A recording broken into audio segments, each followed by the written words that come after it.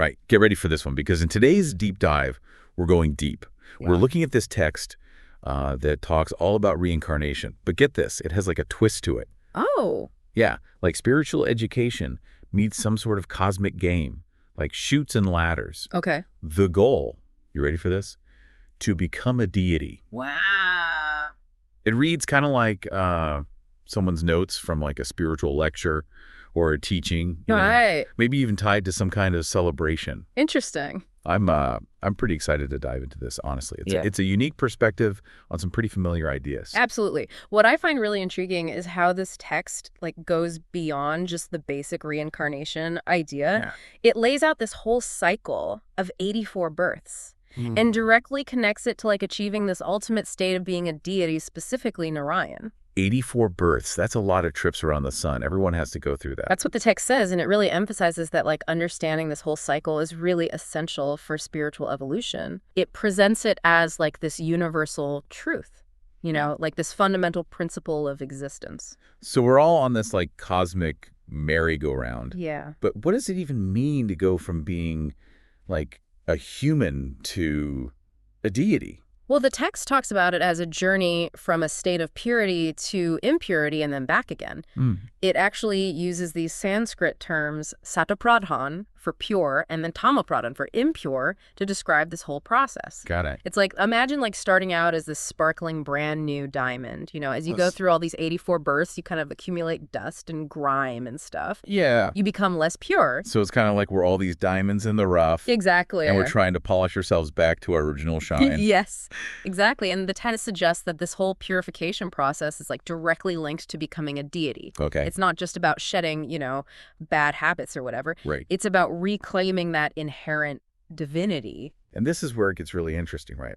The text introduces this father figure. Yeah. But he's not just any dad. Right. He's the ultimate spiritual professor, laying out the curriculum for this whole cosmic course we're talking about. Yeah, the text really emphasizes remembering the father. Okay. It's not just about intellectually understanding it. Yeah. It's about cultivating this deep and personal connection with this source of knowledge and wisdom. So it's like a direct hotline to the cosmic cheat sheet. You could say that. Okay. I like it. And he goes on to say we should become teachers ourselves. Oh, wow. Sharing this knowledge with others. It's like a spiritual chain reaction. I like that. Passing the light from one person to the next. And speaking of education, the text even compares this spiritual learning to more worldly pursuits, Right. becoming a doctor or an engineer or something. Yeah. It's saying that this education is for a future, happier existence. That's a really key point. Not just for success, in this life. The text is drawing this clear distinction between, the temporary happiness we experience in the material world. Right. And the lasting happiness that's found in this, new world. It describes That's interesting. this world free from suffering and, all the vices. Yeah. Yeah. Okay. So we're learning how to build a better reality. Exactly. Not just boost our resume or whatever. Yeah. And get this, the text specifically focuses on Farat. Yes. This land is playing the starring role in this whole cosmic drama we're talking about. Right. Harat's described as this land that was once a pure kingdom. Okay. And it's destined to become one again. And this transformation of Harat is directly tied to our individual journeys of becoming deities. So it's not just about personal enlightenment then. Right. It's about contributing to a larger transformation of the world itself. Exactly. The text emphasizes remembering our true identity as souls. Okay. Understanding that we've descended from this state of purity into the material world. It's a cycle of descent and ascent, Yeah. And by becoming deities, we're not only elevating ourselves, Yeah. but also playing a part in restoring Bharat to its original glory. Wow, this is starting to sound like a mythical quest. Yeah. But before we get too swept away here, Okay. let's talk about the elephant in the room. Or rather, the demon king Ravan. Right. The text gives him a really interesting interpretation. Yeah, Ravan's presented as this symbolic figure representing negativity and illusion, what they call Maya. Got it. And this ties into that whole practice of burning Ravan effigies, Right. which the text explains isn't just some ritual. Yeah. It's a symbolic act of destroying these negative forces within ourselves. So Ravan's not a literal bad guy out there somewhere. Right. He's like the personification of our inner struggles. Precisely. The text suggests that true transformation comes from understanding and overcoming these ravons within us. Got it. It's about inner work, not just outer rituals. All right, so far we've got this epic cycle of 84 births, the goal of becoming a deity, a mysterious father figure guiding the way, a land destined for transformation, and this inner battle against our own personal ravens. Yeah, it's a lot. Phew. Where are we going from here? Well, from here, the text dives a little deeper into like the nature of this spiritual education. Okay. Like how it works and what it actually offers, Yeah. It's not just about understanding these big concepts. It's about applying them to our lives in like a practical way. Okay, so no like esoteric lectures or cryptic riddles or anything. Right. Give me the Spark Notes version. The text actually like emphasizes the simplicity of this knowledge. Okay. It says that like understanding this cycle of 84 births is like the key to unlocking true happiness. Okay. And that's a simpler study than like anything else you could learn. So it's not about mastering like complicated rituals or memorizing ancient scriptures or anything. Right. Just understanding this one concept is like enough. That's the idea.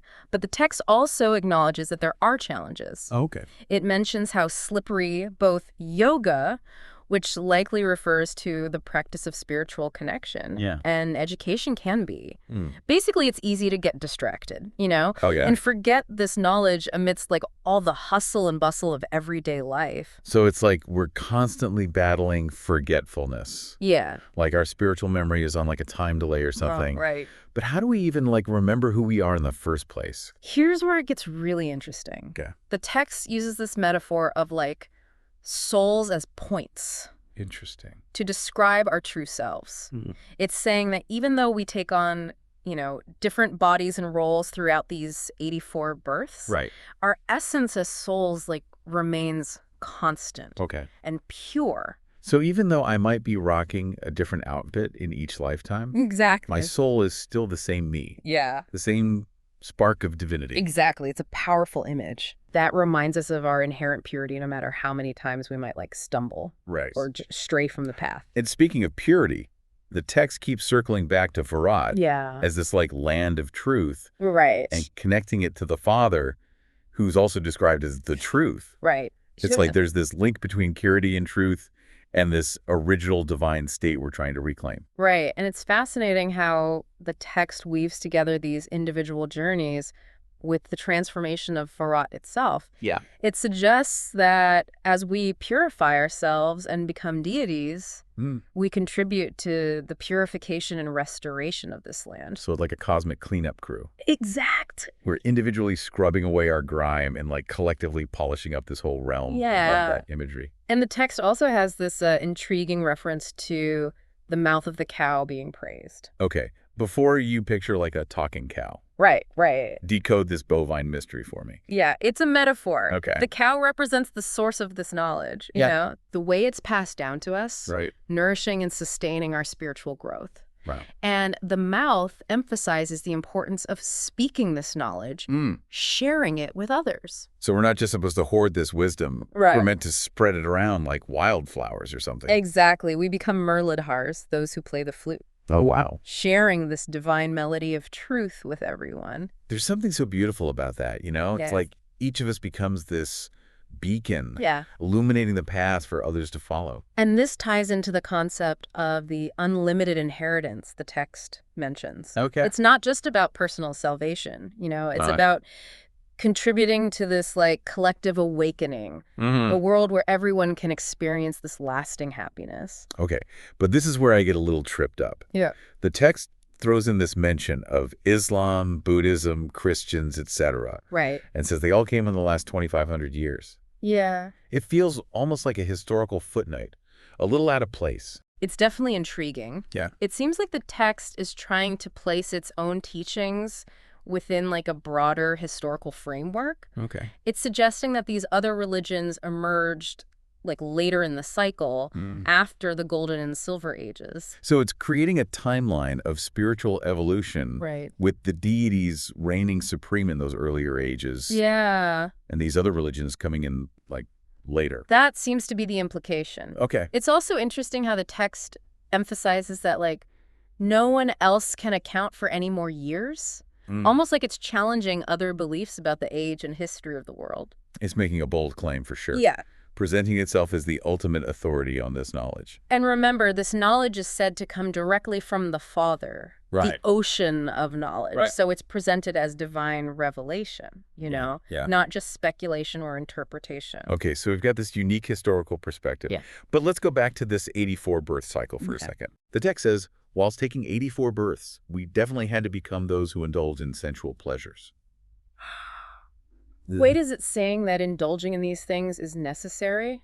It's not necessarily endorsing those indulgences. Okay. But rather acknowledging that they're like part of the human experience as we descend from this state of purity. It's like gravity pulling us towards the material world, making us forget our true selves. So it's like we have to get lost in order to find our way back. Exactly. Experience the lows to appreciate the highs. And the text reminds us that Maya, the illusion, is what makes us forget our true nature. Okay. And get caught up in the sensory world. So it's not about avoiding these experiences altogether. Right. It's about understanding their role in like the larger cycle. Yeah. And not getting trapped by them. Exactly. But if everyone is going through this cycle, right, then what makes the deities like Lakshmi and Narayan so special? The text highlights that they were the first ones to rule in the Golden Age. Meaning they completed the full cycle of 84 births and attained the highest level of purity. Got it.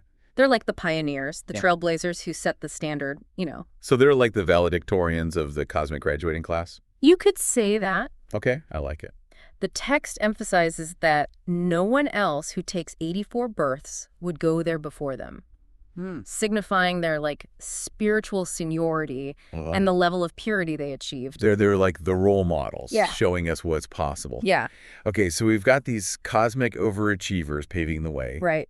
But how do we know we're on the right track? How do we avoid getting lost in the maze of Maya? Right. And forgetting this whole knowledge thing? The text stresses the importance of constant remembrance.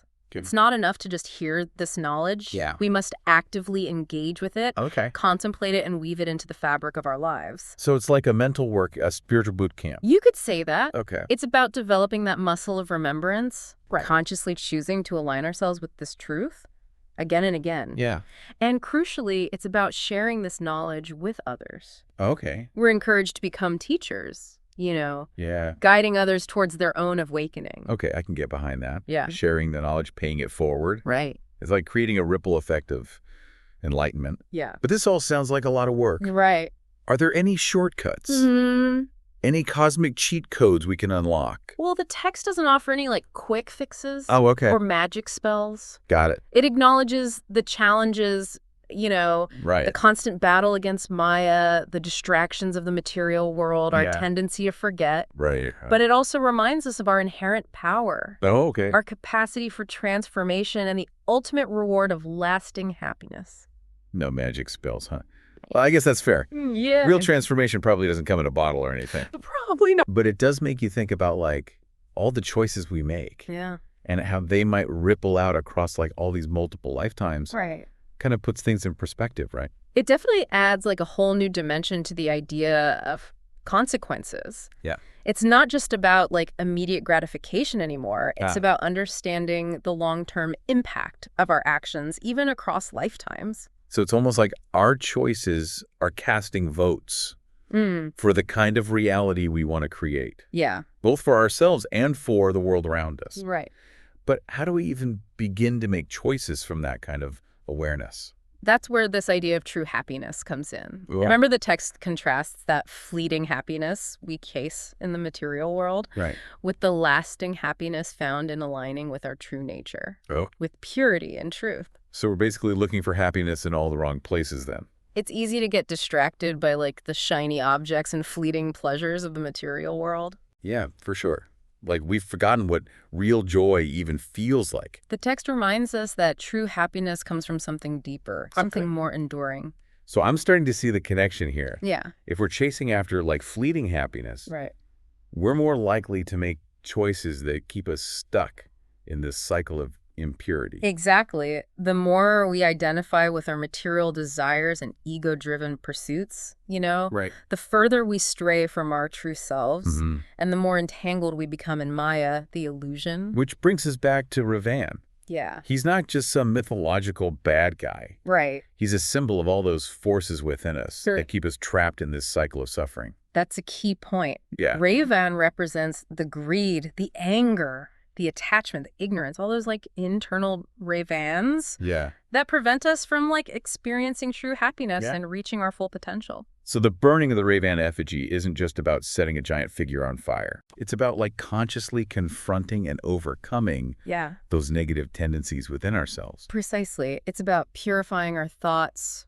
words, and actions, aligning ourselves with the truth of who we really are. Right. It's an ongoing process, of inner transformation. And this spiritual education, remembering the Father, sharing this knowledge with others, Yeah. that's all part of this purification process too, right? Absolutely. The more we cultivate this awareness of our true nature, the more we connect with the Father, the source of this knowledge. Right. The more we empower ourselves to break free from the grip of Maya. Okay. And make choices that lead to lasting happiness. It's almost like we're building up our spiritual immunity, Yeah. strengthening our resistance to those negative forces that try to pull us off course. And the beautiful thing is, as we individually purify ourselves, Yeah. we contribute to a collective shift towards a brighter future. Remember, the text connects our personal transformation with the transformation of Varat itself. So it's like a ripple effect. Exactly. We each do our own inner work, and that creates a wave of positive change Yeah. that impacts the whole world. It's not just about escaping the cycle, It's about creating a better reality for ourselves and for generations to come. That's a powerful image.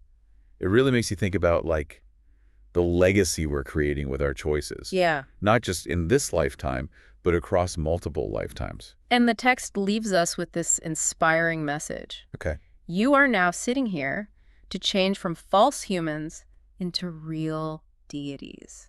Wow. It's a call to action, an invitation to embrace this journey of transformation and to play our part in creating a world where lasting happiness reigns. Well, that was a whirlwind deep dive. It really was. We've explored this intricate cycle of 84 births, the challenge of becoming a deity, Right. the importance of remembering our true selves, and the empowering message that we each have the potential to move from a state of impurity to purity, from human to deity. It's a lot to think about. It's a lot to ponder. But I think the key takeaway here is that each of us has the power to choose the path Right. that leads to lasting peace and happiness. And as you go about your day, consider this. If we really embrace this idea of a continuous cycle of existence, how might it change the way we approach our current life and the choices we make? Yeah. What kind of ripple effect do you want to create in the world? That's a great question to leave us with. Until next time, keep diving deep and keep shining bright.